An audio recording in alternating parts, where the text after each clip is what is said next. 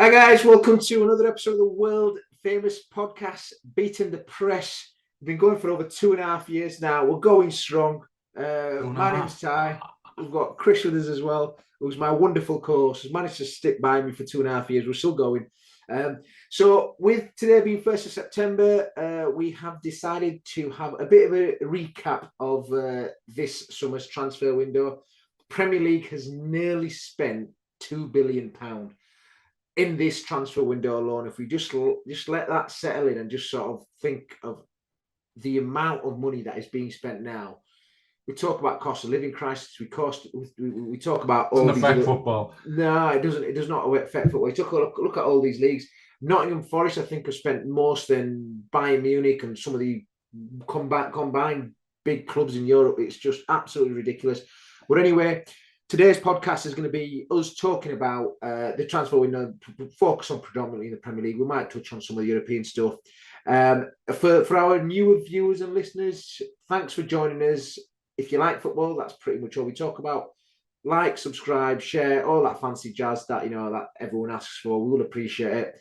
And one other thing, if there is anything that you hear from us moving forward on this podcast, think we do well, something you think we don't do well, please let us know, because we always appreciate feedback and comments. Please get involved and let us know, because we do respond, and we do like that interaction with our supporters. So we're going to kick it off. Chris, I'll pass it over to you. We've got a bit of a structure in terms of how we're going to talk about it. I mean, we can't go through every single team, but we've got a bit of a structure. We've done a little bit of planning, despite the fact we've got full-time jobs as well. It is a little bit of planning, maybe like 2 minutes before the podcast actually starts. No one needs to know about that. But yeah, of course. I don't know whether I feel gutted. I feel happy that the window's shut. It's always like a busy time. You're always F5, and I think it's F5 where you're refreshing on your computer all the time, and you wanting to get the update on your team, and you're just like, oh, there's a rumor here, there's a rumor there. I think I'm kind of fed up with it now, because being a Liverpool supporter, and we will get into Liverpool at some point, because we're going to start off with the ones that had a really good summer, and then we'll move on to the medium and then the not so well. But yeah, being a Liverpool supporter, it was a little bit of a disappointing one. So I'm kind of glad of the end of the transfer market. Just before we start, Ty, are you fed up with it? Oh yeah, are you just looking forward to getting on to the season? Yeah, I mean, normally I am, but this one, because there were that many transfers, thanks to Nottingham Forest, it just kind of kept you interested. And there was, I mean, obviously normal transfer deadline day, you don't hear it, and then out of the blue, Arthur Melo to us, so stuff like that. I was like, oh yeah, he's a decent player, he'll come in, he'll certainly improve us upon. We've just been unlucky with injury. I think you can almost write Keita and Oxlade-Chamberlain off, and obviously him coming in will give us a bit more depth.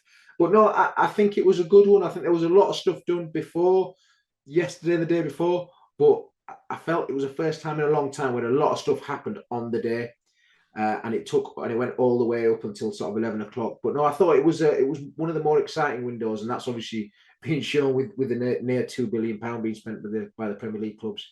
Yeah, of course, because obviously when I think the transfer window first got popular, it was around about the time where, obviously Chelsea, Roman Abramovich, kicked off everything at Chelsea, where he just went on a mass spending spree. And that was the time where obviously the Ranieri Mourinho transition happened.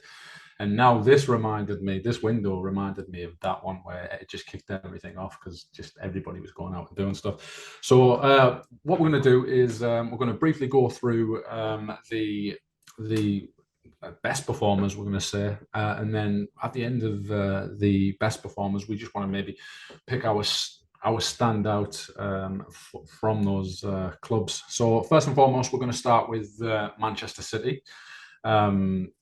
Now they managed to do a little bit of business early on. They managed to obviously get is it Alvarez? Yep. And of course Erling Haaland. We'll come to Erling Haaland, but obviously Manchester City have been renowned for spending over the last decade or so, since they basically got took over. But this transfer window, they've done really well, basically selling I think they ended up with a net spend, a positive net, a negative net spend, or however you want to say it. So, your thoughts on Manchester City? Yeah, I think they've had a good one, but you'd expect that. I mean, them and Liverpool are very similar in terms of their recruitment. They're the best two in the world, I'd say. And I think we can throw the label of them spending money left, right, and centre. Before Guardiola came, I think since Guardiola came, there was obviously a bit of a restructuring at the top as well. So how they've bought has been really smart. I mean, obviously they've got value, but they still have taken the piss massively in terms of financial fair play. But if we just look at this window, and it sort of in on its own, isolation, in isolation, you've got Haaland, who they've bought, obviously class. You've got Alvarez, who's going to be a top player. They've just got Akanjani from Dortmund, centre half, who obviously they've got a bit of a issue at centre half, so they've got him as cover coming in. They've got the left back from Anderlecht as well. But then if you look at that and you flip it and how well, I also think when you look at the transfer window as a whole and clubs, it's how well you're doing getting rid of players as well, because that's obviously a big part of it. They've got 50 million odd for, they've got 50-ish for Jesus, 50-ish off Zinchenko, Sterling 50-ish as well. You know, they're the three sort of main big ones that I can remember that they've got, you know, that have left. So they just buy really well. And then three, I mean, obviously Haaland and Alvarez have started off like house on fire, and the left back will just be a good cover for them as well. Yeah, it seems like this window is kind of being paved over the last, like you say, a few years since Guardiola came in. Obviously, they've bought really well over the last 5 or 6 years. So in effect, you know, they can recoup a lot of money. You know, if you think of, you know, Raheem Sterling, for example, going out. But one that, you know, you didn't mention there was a quite sizable one was Leeds lad, Calvin Phillips, absolutely. But he's not had a sniff yet, has he? Or is he injured over it? Do you know what I mean? I think he came injured, yeah. So Manchester City, obviously, I don't know how they've done it. 51 million. You think of, you know, what United has spent on Anthony, for example. You know, you've got Erling Haaland for 51 million. Then you've got Kanji at 15 million. I don't know how they came across that, but you know, they always seem to carry out these bargain signings, but in reality, they're quality players. Yeah. So that's Manchester City. Next, we move on to Arsenal. Now, Arsenal, obviously, they've started the season 6 wins out of 6.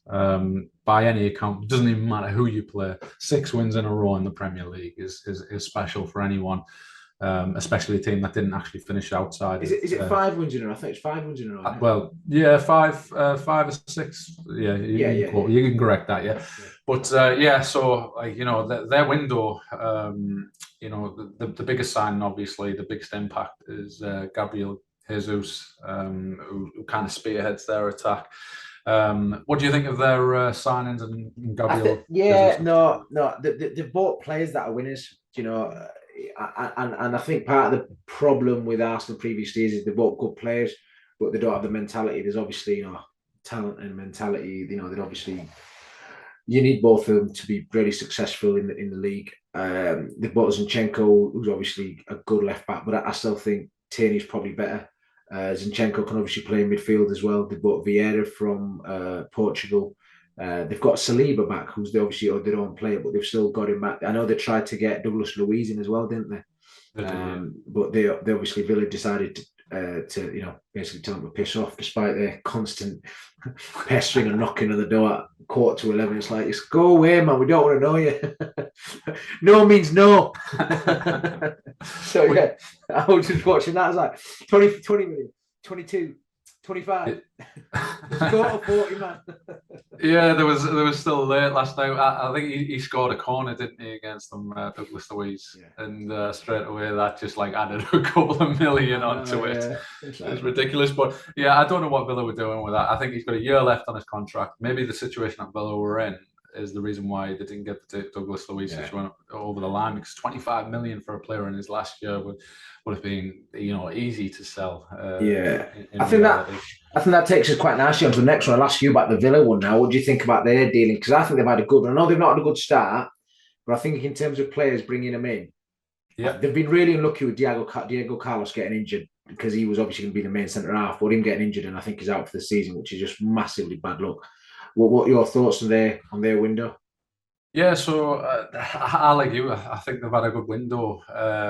Is it Kamara, Yeah, yeah, Boubacar Kamara? yeah. And did they get Dendoncker over the line as They well? did, they did, yeah, Yeah, so I think a lot with Villa has to do with the way that they finished last season. Personally, I think that they're in a good situation going forward, like as a playing staff. But the thing is, with at the moment, there's a lot of questions over our former player, obviously Steven Gerrard. yeah, Um, but yeah, a lot of injuries. Obviously, they lost Matt Target. Was it to Newcastle? I yeah, want to say. yeah. Yeah, so yeah, I think they're in a good position to go forward. Obviously, sorry, this is my dog in the background, just It's fine. distracted me. We're real. Yeah, you want to tell us your thoughts on Villa? Yeah, so no, they've bought well. I just think it's a case for Villa to try and get those players together and marry them up, and that's always the challenge isn't it, whenever we talk about players and coming and goings. And you look at some of the players that they've got. I mean, they've let they've let Chukwuemeka, is it Chukwuemeka who's gone to Chelsea? And I Yeah, thought that was a strange one, that because obviously he's a young player and Gerard does obviously rate him. And I thought letting them go was really strange. I mean, some of the players they've obviously got Coutinho in, they've got Kamara, they've got Diego Carlos, who I think is a big blow. And then obviously Leander Dendoncker. And they also got Bednarik in on loan yeah, from Southampton, which they obviously need a centre half, so that was good. Um, they've let a few go. Obviously, Chukwuemeka and Target were obviously the standout ones, but they've let a lot of sort of reserve team players and all that sort of jazz go. So I think they've had an okay window. The players they've got are good, but I just think they obviously need to get to grips with it all and sort of it's very get playing yeah. well together. Yeah, it's very difficult for Villa at the moment because the players the players that were already there, they're top players that you expect to form at the top Yeah, end of the field have stopped. I.e., Philip Coutinho, Danny Ings, not scoring, Ollie Watkins. So it's a hard time for them. But moving on to Tottenham. I think that's probably a good one. yeah, Obviously, they got a lot of their business done early in the window. Got some, like you say, winners, Perisic, for example, but also got players that know the Premier League well. Richarlison, I think he's done really well since he's come on. yeah. He played here and there, but he's had impacts as soon as he comes in the game. They brought in Jed Spence, Fraser Forster, because I think Lloris needed some form of competition. What do you rate the Tottenham I think they've window? had it's probably the best window Spurs have had for many a year. They've just bought really well, and that's obviously had a lot to do with Patrick, who's the technical director and he works closely with Conte. So, I mean, Pettis is obviously a really good buy. They got him on a free. They bought smart as Yeah, well. Some of them, I mean, they bought Yves Bissouma, who is just for me. I mean, he's a top six midfielder, Summer, I no forgot doubt. about him. Yeah, He, yeah. and he's not. I mean, at the moment, Conte's favoured midfield too is Højbjerg and Bentancur, but it won't be long before Bissouma removes. He's better than both of them. They've obviously got Richarlison, who you've mentioned. They got Longley in from Barcelona as well on loan defender. So I think he's a very structured manager. His Conte, so you know how he's going to play. He'll have Romero on the right side of the back three, Dyer in the middle, and Davis on left. That's his preferred. Then obviously Romero's out. Sanchez comes in if Davis comes out, gets injured Longley. So he gets players to fit into positions. And we might not rate him particularly highly, but as long as they fit within the system, he's happy with that. And yeah, so that some of those players are really good. And then obviously they've done well in terms of getting rid of players. I mean, it's been hard for them because you want to sell players, but they've and Dombele's gone to Napoli, who I think is a good player, but probably not the right club. So Lo Celso gone to loan to Villarreal. Bergwijn's gone to Ajax. They bought him back, didn't they? So that I think they originally bought him from him. But yeah, he's gone there. And Jack Clark went to Sunderland for 10 million, which I remember seeing that on, Yeah. and I thought that was a bit of a buy as well.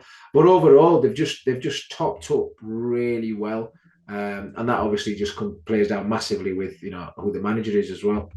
Yeah.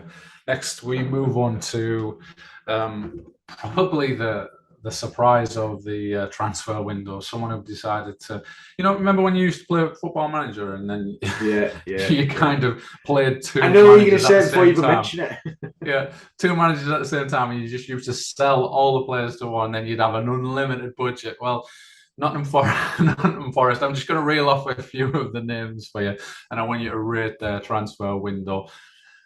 Morgan Gibbs-White, Chiarte, Emmanuel Dennis, Mangala, Awani, Taiwo. Yeah, I'll let you finish that. Yeah. Nico Williams, Omar Richards, Dean Henderson, Wayne Hennessy, Jesse Lingard. The list goes on. I could name quite a few more. How many was it in total? I think it was 19, wasn't it? 19. So it's pretty much a brand new squad, isn't it, really? Everyone else, the rest of you can just go home. We've got 9. So effectively, if they don't stop this year, are they in trouble? Are they in Leeds kind of trouble, do you think? If they don't, I mean, they've had a bit of a gamble, haven't they? I mean, you've forgot the biggest one, Jesse Lingard, pretty much. You know, I know he's coming to free. And then they got the one that they got through, which I was absolutely shocked. I'm like, how the fuck have they managed that? Renan Lodi. He was a left back for Atletico Madrid in Champions League. I'm like, what? How's that happened? But he played against Man City. He should have scored actually against Man City when it was 1-0. And they got Willy Bowley in from Wolves, about 4.5 million. I mean, the window is so weird and surprising for me because some players have just gone for like established Premier League players for like 10 million, sub 10 million. And then you've got some pretty, average midfield, average Premier League players that are going for like a lot of money. Like, how? I mean, I don't know. Willy Bolly for 4 million, Morgan Gibbs-White for 42 million. I mean, like, how? I don't get that. How? I'm sure they've gone and sort of raided Bundesliga with players we've never heard of, and we'll see. But yeah, no, I think they're massively in the unknown. The manager is brilliant, Steve Cooper, because I think for those of you that do watch it regularly, Andy, who the Welsh fan who came on, I think it was last year for the Euros. He knows Steve Cook because he obviously used to be a Swansea manager and he rates him really highly. And from what I've seen, I've been really, really impressed. So it's going to be interesting what they do. But for me, it just feels a bit like a bit of a scattergun approach. And it's a massive gamble, And I think the way Fulham have done it is probably a bit better. But I just because can you try embedding 19 new players into a squad? Well, that's what I was about to ask you there. Yeah, like you've got to be some kind of manager with some kind of ability if you can manage all those new personalities and new ways of playing and new ideas. It's going to take some coaching. I think he'll do really well. Like, I'm not going to say that they were going to go down, but you imagine that they were going to be one of the favourites to go down beforehand. But it's nice to see a club actually go for it. A lot of the time they think, oh, well, we'll do it a little bit cautiously. We'll collect the parachute payments on the way down, and then we'll probably fight to jump back in the Premier League next season. Nottingham Forest have been away for quite a long time, and we grew up with Forest being in top division, so it looks like they're here to stay, and they actually mean business. Just moving on, and I know we did a bit of planning, not a lot, but I think we missed a club out that have gone massively under the radar for me, and I think they've probably had a really good, smart window, and that's Southampton. Because I think a lot of people at the start of the season had written them off and said, yeah, they're going down. I mean, I've watched a lad for them play, a centre-half called Bella Kotchap, I think his name is.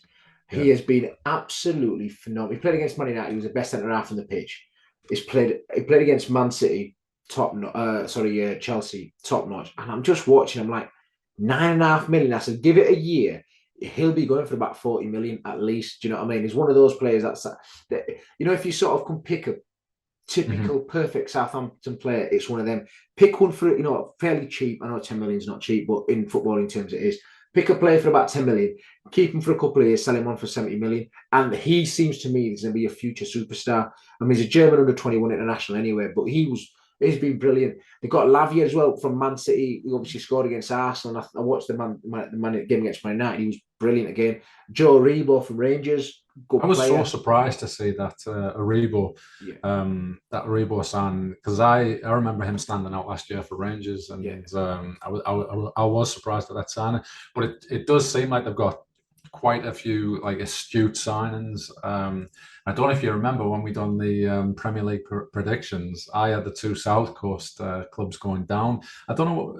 Did you have Southampton going down? I think we had Bournemouth. I think I had Southampton as well, if I remember right. And that's what I mean. This transfer window, because I didn't hear about these. The Bella Kotchips and your Aribos and Ilavia, because they weren't big news, would it? So you don't, and then you get to see them play. You're like, Hassan Hüttl's doing a job here. Well, then if we look at the two players they got in yesterday, which I thought were really good, Ainsley Maitland-Niles, he's had a bit of a rocky time last couple of years, but I think if he just gets a home and settles place to play, because I've always thought there's a really good player in there.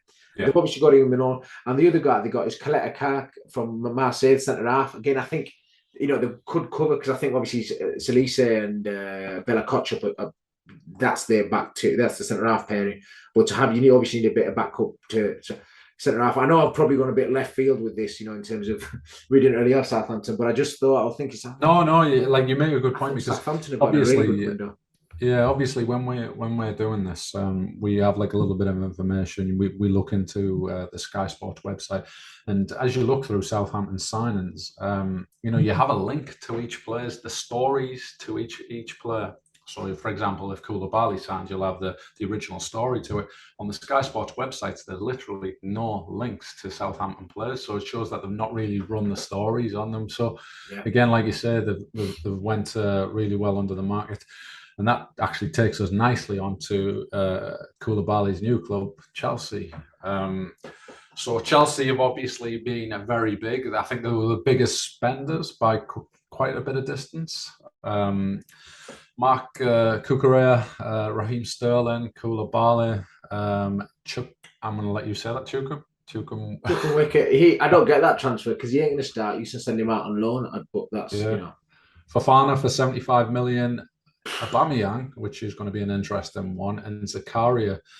Your thoughts on that window? Yeah, it's kind of like a scattergun approach as well. Yeah, I mean, it feels like an Abramovich window, even though he's not there. It just feels like very much we're going to get this player. Like, I don't get the Sterling. I mean, Sterling's brilliant.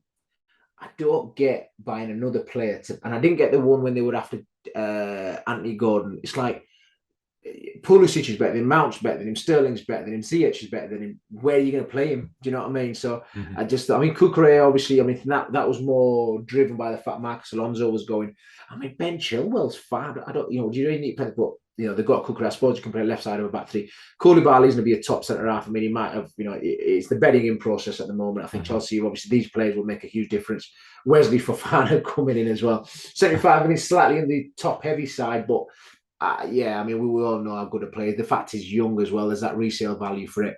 Aubameyang, I think, is a no risk signing. 10 million for a strike. They need a striker. They need a number 9. They've not had one. They've had Sterling playing up front. Ziyech, they're not striker, or Havertz playing up front. They're not strikers. So I think this will just give them a real focal point. I think he's going to be doing really well. The Zakaria one's an interesting one. It's like Juve have obviously got Zakaria and Arthur Melo out. Well, these are good players.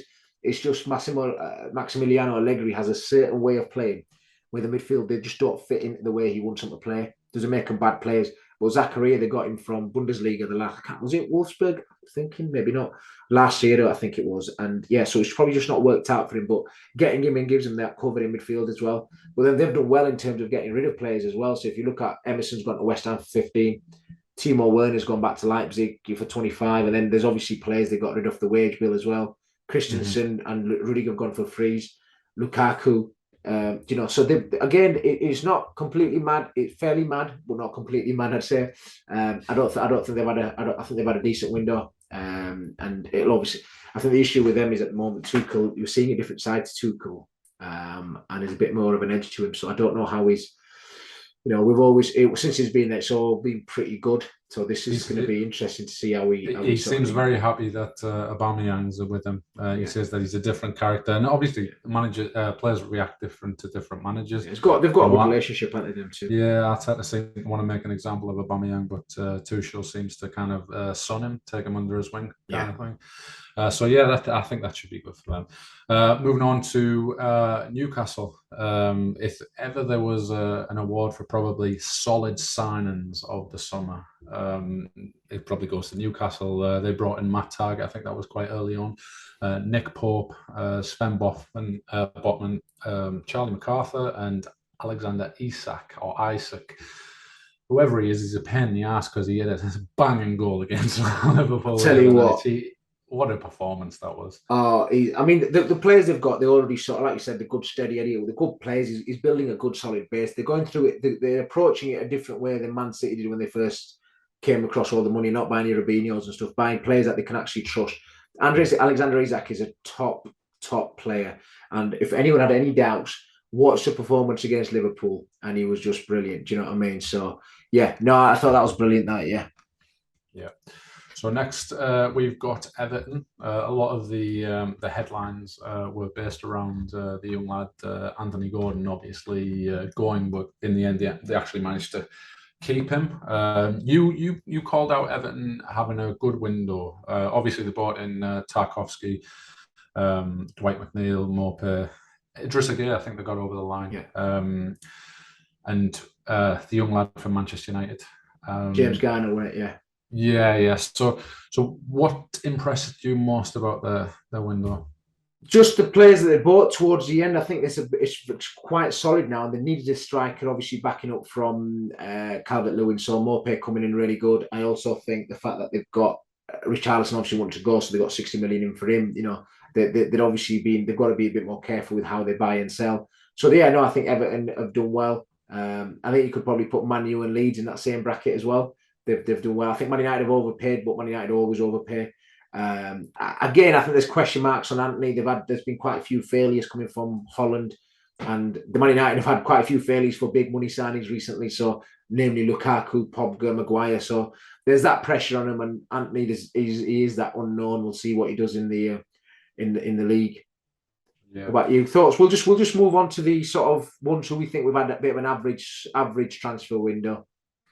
Yeah. So obviously, Liverpool's the one that I'm thinking of average. We brought in Darwin Núñez, which was, it's yet to be seen, but he looks like a quality lad. The passion that he shows, particularly on the sidelines these days, he looks like a right buy. And obviously, we bought in, I think Carvalho. That was one of the ones that were bought in. Yeah, you forget that months ago, but it was in fact this window. And then of course we bought in Arthur Melo on the last day of the window. I'm just thinking about the text that you sent me. You just sent me a one-word text that said Arthur. No, I remember Arthur Melo from Barcelona, and I remember he was basically touted as kind of like a Iniesta style player, and also he was compared to Thiago Alcantara style player. Yeah. But slowly as he moved on, he hasn't seemed to kick on as what people expected him to. He's not as progressive as a Thiago. But I'm kind of hoping that it's one of those ones where you can't really go wrong with it, because it's a loan signing with an obligate. Well, with we can buy him for 37 million. It kind of gives me a Lucas Leiva kind of vibes to it, and I'm hoping that's kind of how it turns out, because Lucas Leiva went through absolute dog shit at Liverpool, but he also came out at the other side as one of the more popular players. What about yourself? No, I agree. I think obviously Núñez and Carvalho across the board, across the line. I think we don't buy players for the sake of it. They've got to fit into the way we play, and we won't shift from that strategy, regardless of what Twitter says. We've got some of the best recruitment guys in the world, and I've got a brilliant manager. So as long as we're happy with that and not going to shift from it. Unfortunately, we're just in a situation where everyone were injured at the time, so it looks like it's worse. But 5 strikers back for the weekend, do you know what I mean? So midfielders are slowly coming back. So it's just kind of thinking a bit more bigger like that. Yeah. So lastly, we move on to the shittens. Sum it up in a few words. Who you think's had the worst? I think Leicester have had a horror one, haven't they? And Bournemouth. It's probably why you've got a manager that's left and one that's probably going to leave as well. Yeah, brilliant. So it's that time of the podcast. If you've watched all the way up to this point, we always say like, comment, subscribe. Ty always replies to everyone's comments. And we normally do a question of the day. And today's question of the day is, who do you think had the best and who do you think had the worst transfer window? So put that down below. And again, Ty will argue back and forward with you or agree with you every now and again. So, just make sure you put your comments down below. Just tell us exactly how we're getting on with the podcast. With that being said, it was quite an interesting transfer market. Is there anything you want to to close the show? Yeah, the only thing I'd probably finish with is I think there's a couple of comments that have been flown around, especially those clubs that haven't had a great window. That by fans from them, the window should be shut before the season starts. And I think as we move forward, that is something that really needs to be looked at, because the first month is a write-off because you're just messing about buying players or not, because you can't really get a settled squad. And I think it should be banked a week before or a day before, whatever, before the season starts, done, so you can concentrate on your team and you don't have to fuck about trying to get players in and out. Do you know what I mean? So yeah, that's the only sort of comment I think. And it's all right for the drama and stuff, but it doesn't help the clubs. Yeah, spot on. Right, thanks for watching, guys. See you in the next one. Bye.